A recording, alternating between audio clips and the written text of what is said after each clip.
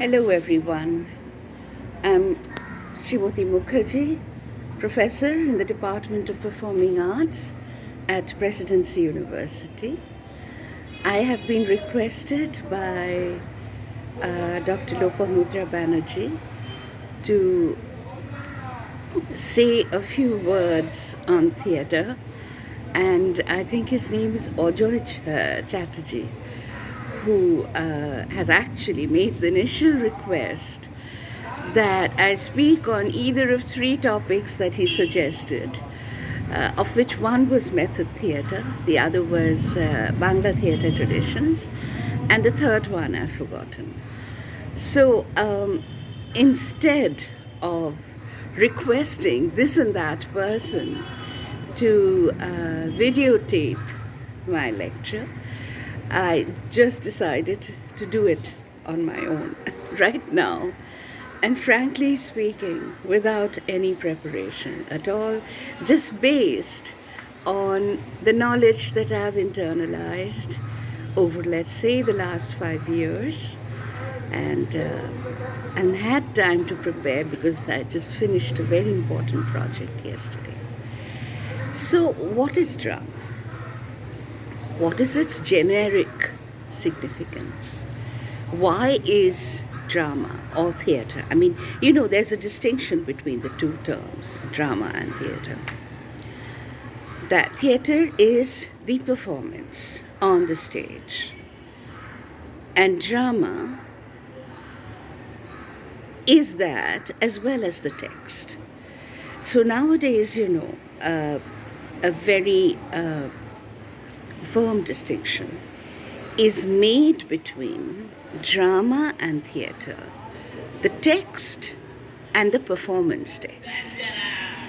For instance, say in the post-colonial period of India, when Nehru set up the Sangeet Natak Academy, the Sahitya Academy in the 1950s, hoping that through the Sangeet Natak Academy, through the pervasive nature of theatre traditions in India, it would be possible to bridge the enormous differences in this country. That was at that time, almost rent apart by internal divisions. So theatre was envisaged by him as a way to bridge such differences, and there were a series of conferences held at the SNA. Sachin Sengupta, I think, was the president of one such conference, and Mulkraj Anand, Habib Tanveer, Panikkar, K.M. Panikkar, Girish Karnad, all the leading playwrights, theatre practitioners, theatre philosophers participated at that time. Now, the major idea that surfaced was that India should go back to its indigenous idioms. The argument was that in our country, in our traditions, we did not have the proscenium arch theatre, and nor did we have commercialized aspects of theatre, in the sense that we never sold tickets for our people to watch theatre. I mean, we know about this. We know about this age-old tradition, cultural ritual, where people sat around the performers while they performed. So the accent had been on going back to indigenous traditions, to Jatra and Pandavani and, the Yakshagana, Barakatha, all the indigenous forms that existed. And now the Aparna Tharwarkar, who has done definitive work on post-colonial theatre. I forget exactly what the title of her book is. She asks the very relevant critical question that is it really possible to turn back the clock? And in any case, the 200 years of our indigenous traditions, not 200, I mean over millennia actually, if you go back to Sanskrit times, but more or less it is from the Bhakti period or from medieval times that the tradition of Bhakti drama begins, and you have the charons and the notis, and this is not really classical, but then certain elements from the Natashastra, for instance, in the Yakshagana, the the Purvarang, certain elements do persist, but it becomes a not so elitist kind of form, the Bhakti drama, and but what the worker points out is that there had been no growth in this tradition. And there had been no growth in this tradition, and there were no developments as such. And she also says that is it possible to reverse history? I mean, these things have happened. The proscenium has happened. Realism has been part of the Kolkata stage, because it was in Kolkata and Mumbai, that theatre traditions began in India during colonial times. Okay, now so to go back to Stanislavski, the thing is that when Stanislavski entered the theatre scene in Moscow towards the end of the 19th century, he found that theatre was not practiced in a serious manner. And then he found that, like the Natya Shastra, for instance, provides very detailed instructions as to how actors should perform, eye movements, eyebrow movements, nostril movements, etc. That there was no such compendium in Western traditions that would provide actors with directions as to how to train and how to act. So it's not like he created his method right away. The method was created much later, written down. But he started excavating, and he started researching, and he started thinking about, how theatre should be practiced. Not in some kind of melodramatic, hyper hyper realistic or melodramatic manner in which it was practiced at that time in Russia and perhaps in other places in Europe. So, the central concepts that I have come across while teaching Stanislavski, two important concepts. One important concept is Peresivani. Peresivani means, it's a Russian word, means pre-expressivity. Stanislavski's point, you could say, or premise, or principle, is this: that the training of the actor should be such that she or he should be in a state of constant readiness to perform. That is, now I will introduce you to two concepts.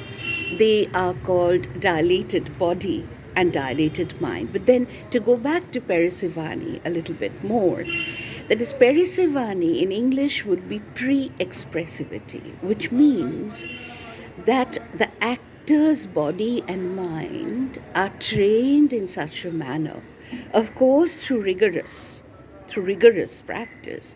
Rivas, we know about the value of rivas. I have a cousin brother who practiced or did his rivas for 7 hours a day, you know. So then you have so many examples from so many walks of artistic life where people spend hours practicing, holding their breath and waiting to strike the perfect note in the upper octave. So the thing is, Perisavani means pre-expressivity. That is, the actor is so well trained that, even before the the words are uttered, I mean, that state of sadness or gloom or exasperation or questioning or bewilderment already exists inside. I mean, it's organic. It's part of the actor's ontology already. So now I shall transit to two very important terms. They are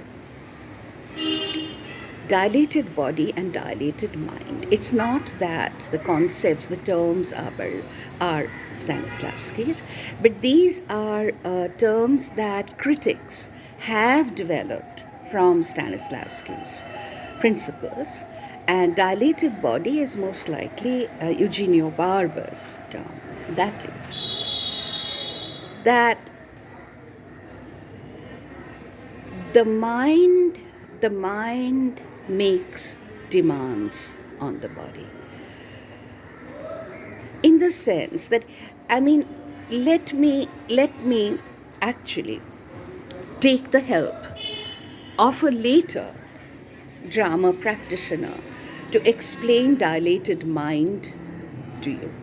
Not so much dilated body, dilated mind and dilated body. Because all these practitioners, whether it's Stanislavski and then later on Grotowski, Barber, who worked in the Stanislavski tradition, and maybe even later Peter Brook, all of them emphasize a very, very rigorous physical exercise mode, to train physically so that you're in complete control and at optimum performance level all the time.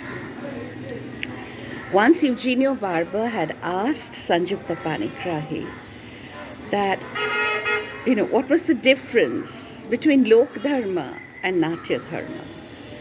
And she had, replied in a very simple language by saying that Lok Dharma was behavior in everyday life and Natya Dharma was behavior in dance. So if we expand that more theoretically, then it's like this, that all the energy that we require for our day-to-day activities, walking, sitting, eating, that's our regular energy. Now, the superfluous energy that remains after that is the energy that the performer needs to use to achieve excellence or true form in her or his work. The pointing of the ballerina's toe, for instance, or the holding of the leg during the Shiva Tandava. These things, Mei Lan Fang, he says that as a child, he was made to stand with stilts on bricks. Can you imagine exactly how painful that would be, to stand on bricks, on stilts, a child, say of 13 or 14? But you do it, and eventually you get used to it, and you're perfectly comfortable with it. So that is Rivas. That is the dilated body. That is what Barber is speaking of. That you extend the body's abilities to such an extent that it can answer the mind's needs at any time. So let me, now retrace my steps a little bit and and uh, go back to the concept of dilated body and dilated mind. So, and well, even before I speak of dilated mind, I shall say a few more things about dilated body. Barber uses the term prana. He says prana in India and ki hoi, I think, in Japan, and kung fu in China. He says that kung fu is actually derived from the name of the Chinese philosopher Confucius, and it actually means mastery in any subject. So it is the name of a particular martial arts, but at the same time, it is also, excellence, consummation of abilities in any particular field. So, and of course, in the case of performance, a great deal of it has to do with control of the breath. So, yoga is very important, certainly. And this is not something Barber has said, but I'm saying that it is yoga that gives you, that control of the breath. And so he uses ki hai and koshi in Japan, prana in India, vayu in Indonesia or Java, and kung fu in China. So, the dilated mind is a mind that, it's related to the term pre-expressivity, meaning whatever the emotion, anger, jealousy, separation, viraha. Say I refer to the Navarasas, the 9 rasas, okay? Shringar, Hasya, Adbhuta, Karuna, Veer, Krodh and Veeram, I think the same. And then you have Bhayanak, Vibhatsha, and Shanta. So, do you think it's possible for an actor to just get up on the stage and create Vibhatsha? No. It requires hours and hours and hours of training to do that.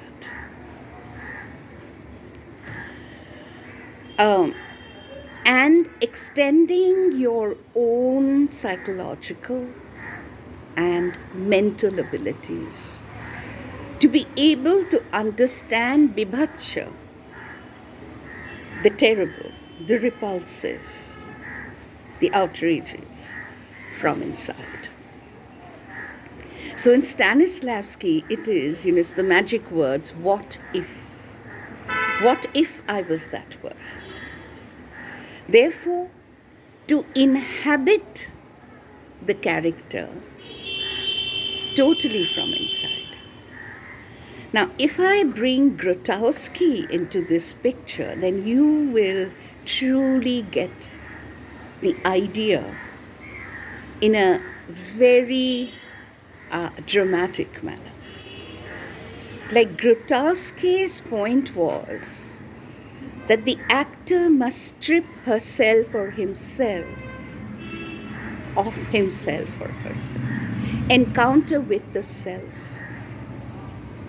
Supposing you have to play the role of a Nazi officer, can you really summon those emotions within you that a Nazi officer would have felt?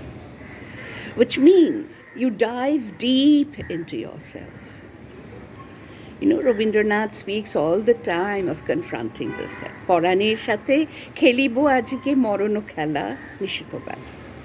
So you dive deep into yourself and you try to find out, আমার মধ্যে কি সেই cruelty আছে যার দ্বারা আমি একজন নাজি অফিসারের কাজ করতে পারি, এবং এই কনফ্রন্টেশনের দ্বারা এটা খুব ভয়ঙ্কর হতে পারে, খুব ভয়ানক হতে পারে, একটা মানুষের বিইংটাকে নষ্ট করে ধ্বংস করে দিতে পারে। কিন্তু ব্যাপারটা হচ্ছে যে you need this confrontation. Only then will the truth come into your acting. So acting is no joke. Acting is very serious business. Grotowski said that at some point religion gave people this self-confrontation, আত্ম-উপলব্ধি বা একটা শব্দ আছে, আত্মদর্শন. But religion doesn't do that anymore. So theatre has to do it. I mean, theatre was a kind of martyrdom almost, that you sacrifice yourself in order to get at the truth about yourself and thereby evoke the truth in the audience. Therefore, the encounter with the audience, therefore, meeting the audience was an encounter where you spoke the truth to each other, or the actor spoke his truth. By enacting the character, the actor spoke her or his truth. And it is this truth that impacted the audience to truly get the picture. Now, Grotowski, Barber, they're all actually derived. They have derived their principles. You could say expanded it from Stanislavski. So for Stanislavski, it was this truth. What if you, you imagine you're the character? And in Stanislavski, the question of emotion memory is very important. That you have gone through some kind of, let's say, traumatic experience, and you retain the traces of that.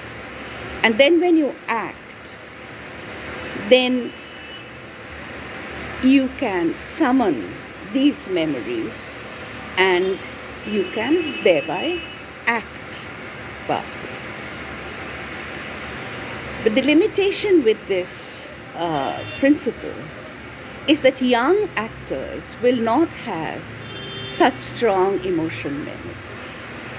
And therefore, the American theatre practitioner and director and also follower of Stanislavski, Stella Adler, she advocated emphasis on the text. Emphasis on the text and emphasis on the text because young actors would not have such strong emotion memories. Like someone playing the role of Macbeth might be able to summon a great deal of, emotion memory. But a young actor would not, it would be very difficult. Therefore, for Stella Adler, it is important to study the text very, very carefully. And I'm a literature major. And we studied drama, and that's what it was called at that time.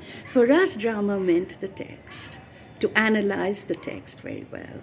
And in Shakespeare's time, one form of acting, I mean, of course, it was all very declamatory, but one form of acting was, to speak in such a way that the richness of the metaphors and the multiplicity of the metaphors came through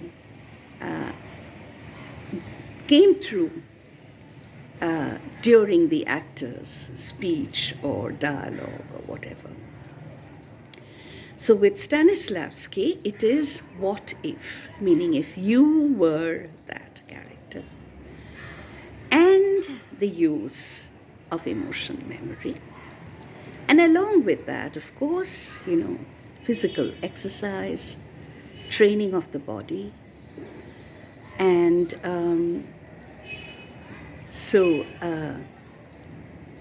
Another term that one could use vis-a-vis Stanislavski here is scenic presence, that you've got to own the stage. The actor has to own the stage. So the minute uh, you get on the stage, I mean, that also goes back to Natya Dharma, you know. The dancer is no ordinary person, the actor is no ordinary person. You have your presence. So Stanislavski's point is, or premise is, or advocacy is, that the actor has to own the stage. The stage has to be owned by him. Well, that's all for today. If I come back again, I shall come back with more ideas. Thank you.